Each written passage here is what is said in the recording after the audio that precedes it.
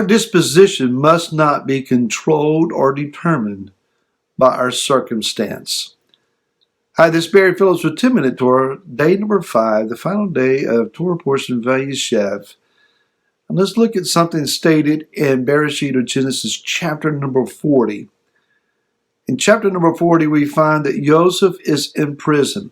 Now, he's been through a very trying circumstance. He has found himself as a teenager lost in a pagan society world, abandoned, forgotten by family and by Yahweh. It would seem that such was his circumstance. Sold as a slave to Potiphar, entrusted with everything in the man's house, only to find himself falsely accused by the how shall we say, the overly sensuous wife of his master. And the master believing, it would seem, the accusation and having him now thrown in prison. Now let's do a little thought here. Joseph was 17 when he was taken down into Mitzrayim. And when he is finally raised up out of prison and brought before Pharaoh to be made viceroy of Mitzrayim, he's 30. That's a span of 13 years now in Mitzrayim. How many of those years was he in Potiphar's house? And how many years did he actually spend in prison? We know it's at least 2 years in prison from the opening lines of chapter 41. But how many years? We simply don't know. But he did what was right and got punished for it. If one would believe their circumstances to determine their outlook or their outcome, rather, one would have to look at Joseph or through Joseph's eyes and say, why try? But the reality is our disposition must not be determined by our circumstance, but rather by our knowledge and our belief in Yahweh. So it's not what our eyes see, but what our spirit knows to be true that should determine our outlook and our outcome. It's easy to look at immediate circumstances, immediate evidence. But let's hold on. All evidence is not yet presented. If we would believe the trends of this present world, if we would throw up our hands and say, why try? Righteousness never goes forth. Such are the words of the prophet Habakkuk. He says, justice never goes forth.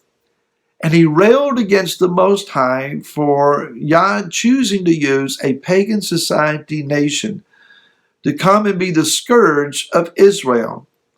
And when he had made his case against Yah, then he said, I'm just going to stand here and see what he's got to say to me. Well, then Yah began to speak.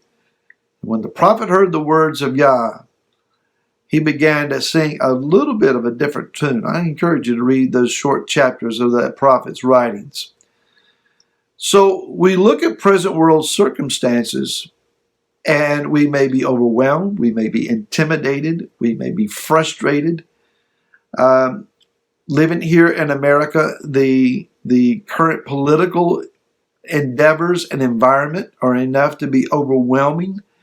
If you watch the news media on either side, you're going to feel inundated and overwhelmed.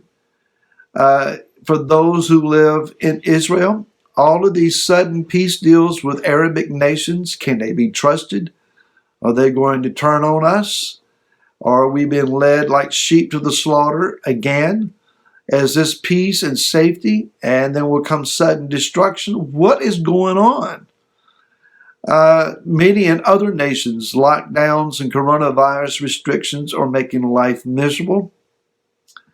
There are influential political figures the world over who are strong men trying to dictate national affairs outside of their own boundaries, who are saying that 2020 and 2021 is the year that we will see the one world government appear. Folks, what do? How do we conduct ourselves? What's going to happen?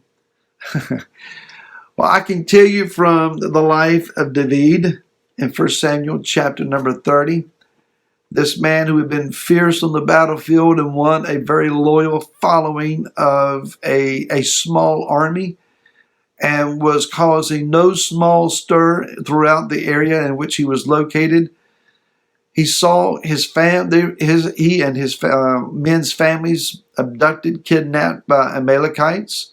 Their hometown burned, and the men sat down and wept until they had no more power to weep. And it says in verse number 6, and David was greatly distressed, for the people spoke of stoning him. These are his own men that had fought with him on the battlefield. They were speaking of stoning him because the being of all the people was grieved, each for his sons and his daughters. Now, if we pause there, one would say, give up, David. It's over. Your quest for the throne, it's over. The days of hiding out and running for your life from King Shaul, they're over.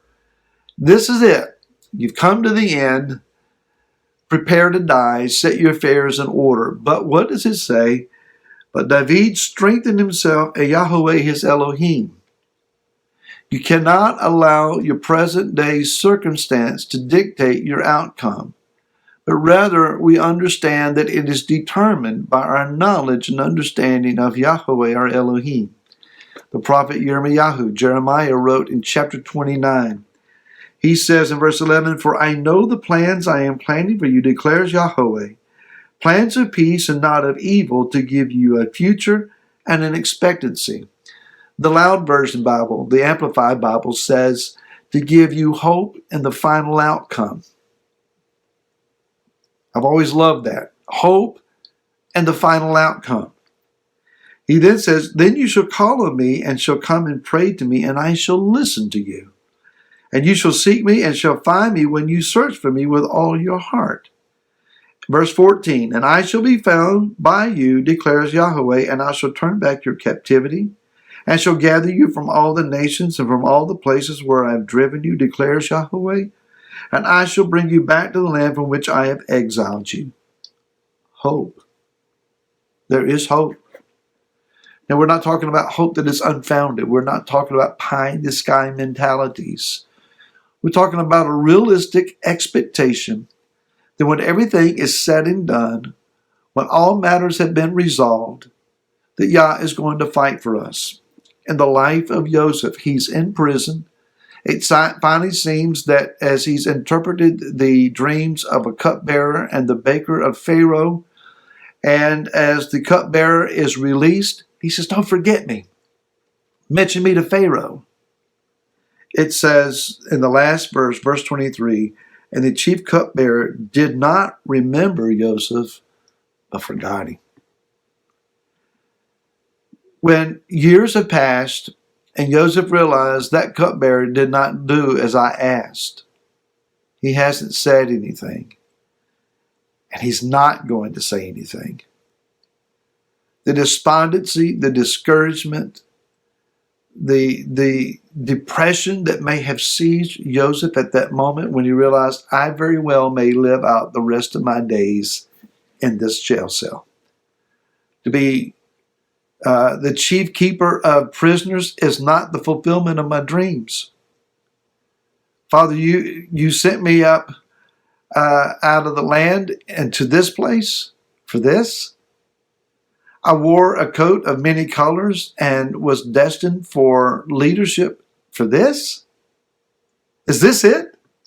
Is this all that there is? How many of us asked those same questions years ago, sitting somewhere listening to the same sermons that we've always heard, and asked ourselves, is this it, Father? Is this all that there is? Then Yah opened up a door and took us steps further. Yah said through the prophet Jeremiah, you shall seek me and you will find me when you seek for me with all your heart. That's our key. Discouraging days are all around us. Discouraging news overwhelms us. It's overabundant around us. But seek the face of Yah with all of your heart and you will find him, and that knowledge of him will give you courage and great zeal for Him. Shabbat Shalom to you and your families. We'll see you again next week.